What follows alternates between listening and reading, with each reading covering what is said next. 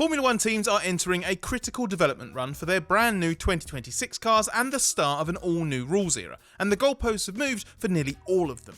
Each year there are 2 resets for the individual aerodynamic testing allowances the teams are given, which is key to how they develop their cars in the wind tunnel and using CFD.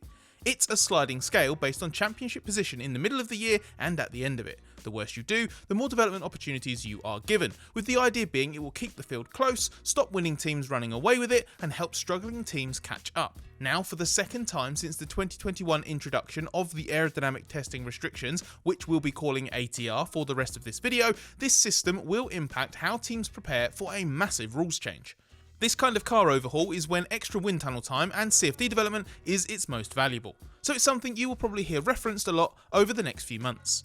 This year, the mid-season reset came after the Canadian Grand Prix, as the third aerodynamic testing period, or ATP, which is how ATR limits are enforced, ended on June 22nd. So since the Monday before the Austrian Grand Prix, teams have been following new development restrictions, which we'll explain in this video, from the biggest losers of the reshuffle to the biggest winners, and where new 2026 team Cadillac fits in. F1's biggest mover this season has been Williams, which has finally started to pull together various improvements within the organisation under James Vowles' leadership. It underachieved last year, finishing 9th, but sits a strong 5th in the middle of 2025, although a recent dip in form means it is at risk of losing that place before the end of the year. Even if it does though, Williams will have to go through the rest of the season with the biggest reduction in wind tunnel time and CFD work of any team. That means, in theory, the biggest shift in development planning. But Williams has at least put itself in a good position already by switching full focus to 2026 before any other team. And Vowles said while it is a hindrance to lose development time, he believes what Williams has done means they won't even register a difference when tracking the development output. The biggest shift among the top teams goes against Mercedes. While it hasn't consistently hit the heights it hoped for in 2025 so far, Mercedes has tended to score consistently well and taken advantage of Ferrari and Red Bull underperforming. Having finished a disappointing 4th last year and gained the reward with a greater ATR allowance for the first 6 months of 2025, being second in the championship at the point of the mid-year reset comes at a cost. It will have 75% of the ATR allowance instead of 85%, having nipped back ahead of Ferrari for second in the standings just before the reset kicked in, even though it has since fallen back to 3rd. Audi's soon-to-be works team Sauber has paid a small development price for an impressive rise as the season has gone on. Having finished last in 2024, Sauber couldn't have gained more ATR time this year, but if the reset came just a few weeks earlier before a Spanish Grand Prix upgrade that launched it up the competitive order, it at least wouldn't have lost out. It was still last in the championship after the first few races. But then it leapt ahead of Alpine, which means it will have 110% of the ATR instead of the maximum 115%, and it could be a price worth paying, especially as its ascent has continued and a great point scoring run means Sauber's actually now 6th in the championship as we make this video. It's timed its charge well, because it has still banked a strong development allowance for the rest of the year, but realistically could earn the prize money and the pride that comes with a much stronger end result.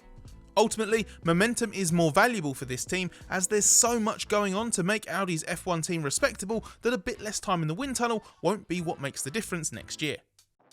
A good start to the season for Haas means it has lost out slightly in development terms, having finished 7th last year but been 6th at the point of the ATR reset, and the timing has been a bit unlucky. Had that reset kicked in at the midway point of the season, 12 races in, Haas would have gained a bigger allowance than the first half of the year, as it has since fallen to 9th in the championship. But in real terms, this might be the least impacted team of all anyway. Haas is inherently limited by its own resources, given it uses the Ferrari wind tunnel and has a small design team focusing solely on aerodynamics, so it might find it tricky to maximise its ATR allocation anyway. A bigger problem is that it doesn't have its own simulator, which means a big restriction in how much Haas can test ideas on the 2026 car without even eating into its aero testing allowance. So tight is the midfield battle that Red Bull's second team could have been a big winner, a big loser, or ended up in exactly the same position as before from the ATR reset. As it is, a decent 2025 season means it slightly loses out with its development allowance, but it still has the 100% baseline, which probably means business as usual as the team settles into developing a car from its new base at the main Red Bull campus for the first time. The only team not to have any change in its ATR allowance from the first half of the year to the second is McLaren, which technically makes it the only neutral party, although you could argue that makes it a bit of a winner. It doesn't have to change anything and can proceed as normal in the race to be as efficient with its development as possible.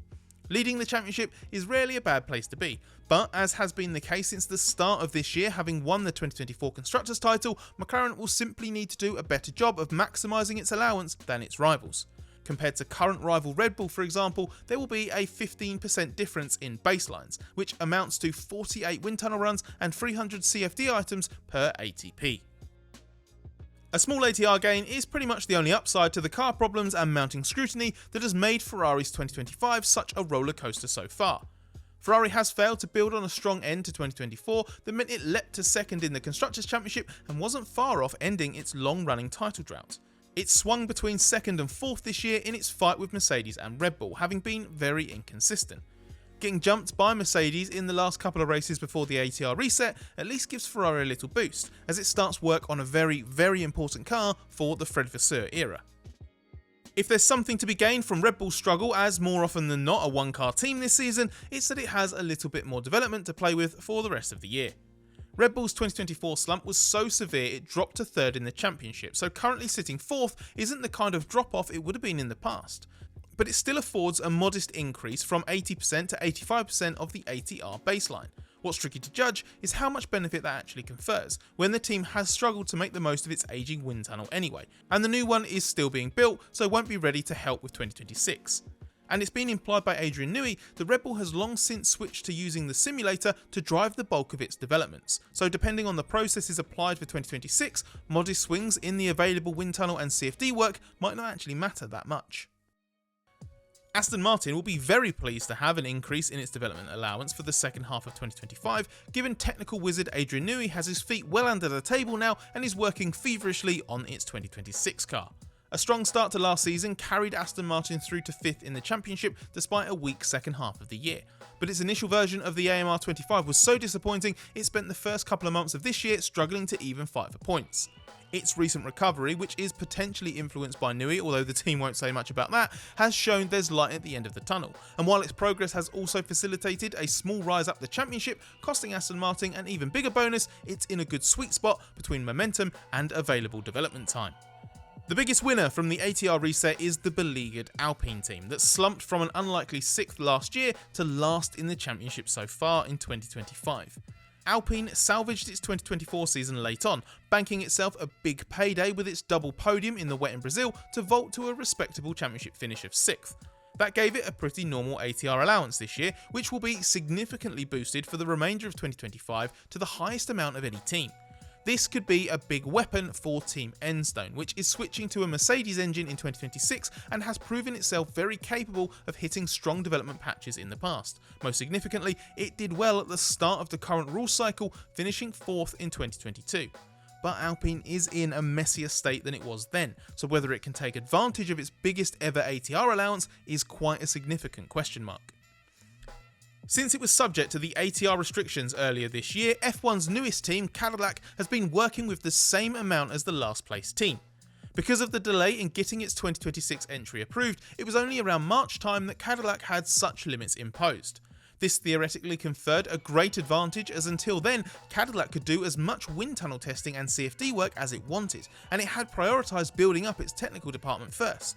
In reality though, its facilities and headcount are so limited that it has a lot more work to do than any other team, so that advantage is more than just neutralised.